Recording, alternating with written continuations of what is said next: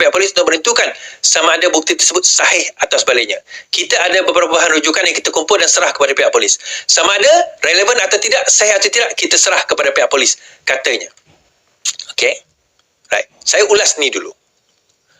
Kesahihan atau tidak dokumen tersebut, ni jenayah, bawa ke mahkamah sivil sebab Lim Guan Eng akan saman. Dia macam ni. Sewaktu kamu berbicara, ni saya nak bagi general undang-undang kepada tuan-tuan yang membaca. Sewaktu anda berbicara tentang satu perkara, kalau anda membuat the statement of fact, satu kenyataan berfakta, seolah-olah anda mengatakan itulah faktanya.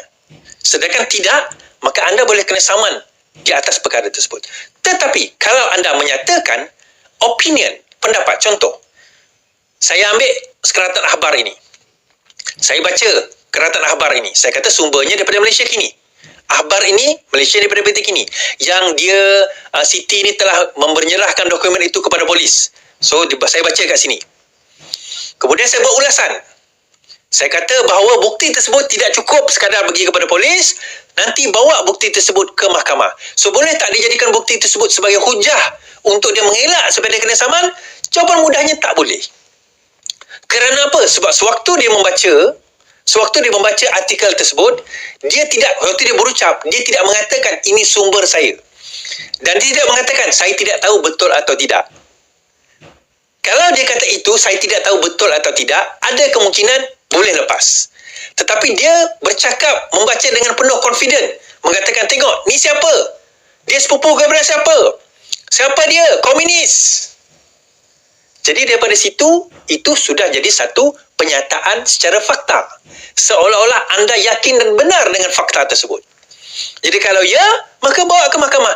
Dekat mahkamah nanti, anda tak boleh kata, entah saya tak tahu. Saya tak pasti sama ada fakta itu benar atau tidak. Kalau kau kata macam tu, mampus. Habis korang. Kan? Habis. Kalah kes. Kalah kes, tuan-tuan. Boleh tak dia bawa dokumen itu? Dokumen itu daripada mana, Is? Kan saya kata, dokumen itu diwujudkan oleh Saitro Barisan Nasional. Oleh penerangan Barisan Nasional. Tak, saya ada bukunya. Saya tak adalah bukunya, tapi saya ada gambar buku tersebut.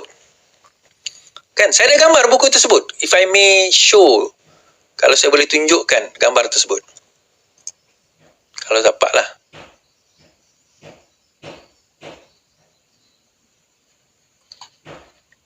Oh, saya tak boleh.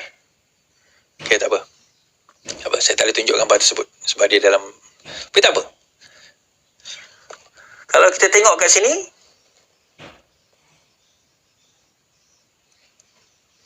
Komunikasi Barisan Nasional, BNCOMS, silsilah keluarga Chin Peng, pengasas KPM.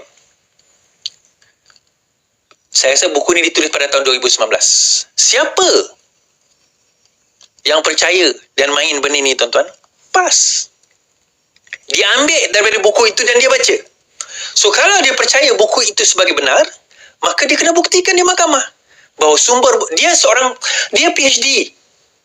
Orang buat PhD ni tahu, tuan-tuan. Dia faham bagaimana nak buat citation. Macam mana nak ambil, orang kata apa, yalah citation, macam mana nak buat sumber, macam mana nak quote sumber, kesahihan dan sebagainya. So dia tahu. Tetapi yang menariknya, so PAS kata apa? Yang ni, PAS kata apa? Kita baca. Bukan tidak pertahan Siti Mastura, tidak cukup masa. Ada tak cukup masa. PAS beralasan tidak mempertahankan ahli Parlimen Kepala Batas Dr. Siti Mastura Muhammad atas dakwaan Lim Guan Eng mempunyai hubungan keluarga dengan pembina komunis Chin Peng kerana tidak mempunyai cukup masa sebelum pengurusi DAP itu mengambil tindakan undang-undang. Bercakap kepada utusan Malaysia, Ketua Penerangan PAS Ahmad Fadil berkata dalam tempoh 2 hari dianggap terlalu singkat bagi PAS. Terlalu singkat bagi PAS. Now, kita macam ni, bro.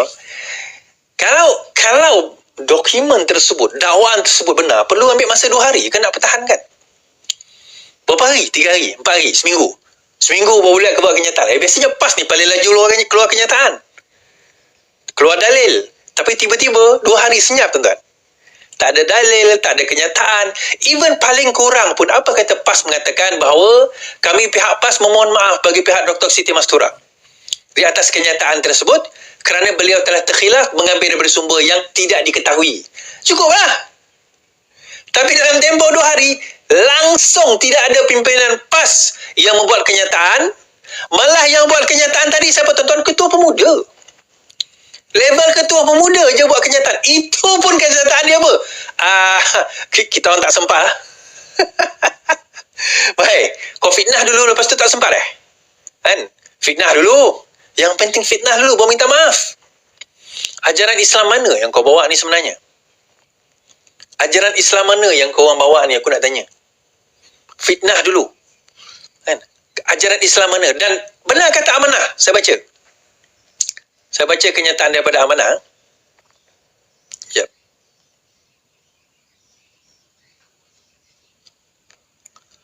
PAS tidak patut biar Siti Mastura nampak dungu, tidak dibela. PAS tidak sepatutnya membiarkan ahli parlimen Kepala Batas Datuk Siti Mastura kelihatan dungu dengan hanya berdiam diri berhubung dakwaannya. Pengerusi DAP Lim Gunaeng mempunyai hubungan keluarga dengan Chimpeng. Exco Pemuda Amanah Azhar Rahman berkata, sejak ucapan Mastura mengaitkan Gunaeng dengan Lim Chimpeng itulah tiada pemimpin PAS membelanya. Ini yang saya sebut tadi. Tak ada tuan-tuan. Dan bila ditanya 2 hari kemudian, 3 hari kemudian, dia kata kami tak sempat. Tak sempat apa? Tak sempat nak bela. Kenapa tak sempat nak bela? Singkat sangat 2 hari. Singkat sangat 2 hari tak sempat. Itu orang yang setia kawan, tuan. Tapi itulah tak pelik lah. Kalau kawan sendiri pun dia boleh tikam belakang, kawan sendiri pun dia boleh tembak, alah, setakat yang ni teruk under the bus lah. Engkau punya salah, engkau bela lah sendiri, engkau jawablah sendiri.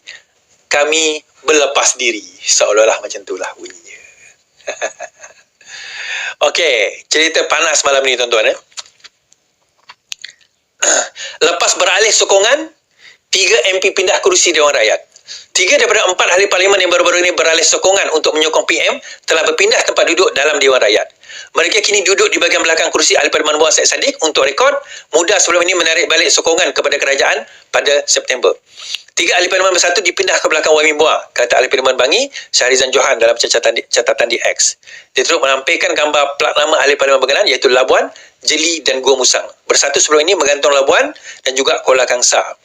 Ahli Parlimen Gua Musang dan juga Ahli Parlimen Jeli dirujuk kepada Jawatan Kuasa Lembaga Disiplin. Tindakan ke atas keempat mereka hadir setelah menyatakan sokongan kepada Anwar Ibrahim.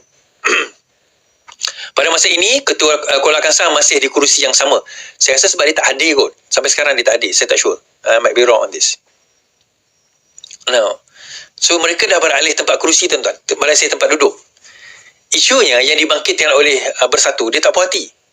Dia kata tak puas hati. Sebab apa? Ada loophole di dalam akta anti lompat parti ni. Ini adalah loophole yang tidak patut ada. Dan ini adalah salah kerajaan. Tak, yang buat akta tu kamu. Dia macam ni, ada 2 klausa yang saya cerita semalam. Diperkenalkan, diminta untuk diletakkan, iaitu barang siapa yang menyokong ahli, maksudnya yang menyokong bukan daripada maksudnya yang bukan menyokong polisi parti dia, yang pertama, atau dipecat, maka dikira lompat parti. So Muhyiddin kata tak nak. Kita tak nak perkataan dipecat tu, sebab dia kata saya pun dipecat. Kalau macam tu, habislah saya. Saya dikira sebagai lompat parti. So pada masa itu dia bukan Perdana Menteri dah pada waktu itu, tetapi dia tak bersetuju dan akhirnya klausa berkenaan dengan perkara tersebut dibuang. Klausa dipecat dan juga klausa menyatakan sokongan walaupun sedangkan dia tak keluar parti, dibuang sebagai lompat parti, jadi tidak dikira lompat parti. Salah siapa? Senjata makan tuan, salah diri sendirilah. Muhyiddin rujuk pemecatan UMNO ketika bantah anti lompat parti. Presiden Bersatu Muhyiddin adalah punca klausa anti lompat parti yang menyebabkan ahli parlimen hilang kelayakan sekiranya mereka dipecat oleh parti masing-masing, dedah Anthony Loke. Loke berkata Muhyiddin membantah klausa itu sambil merujuk kepada pemecatannya sendiri daripada UMNO. Dia dipecat daripada UMNO kerana dia kata dia lawan UMNO dan lawan MDB. Dalam kes dia kata kalau dia dipecat daripada parti dan perlu mengusung kerusi, tak adil bagi dirinya, kata Loke. Dia berkata mesej kepada Muhyiddin itu telah disampaikan oleh Setiausaha Agung Bersatu Hamzah Zainuddin semasa perbincangan kerangka undang-undang anti lompat parti 2022. Okey. Jadi dalam hal itu bila keempat-empat mereka menyatakan sokongan kepada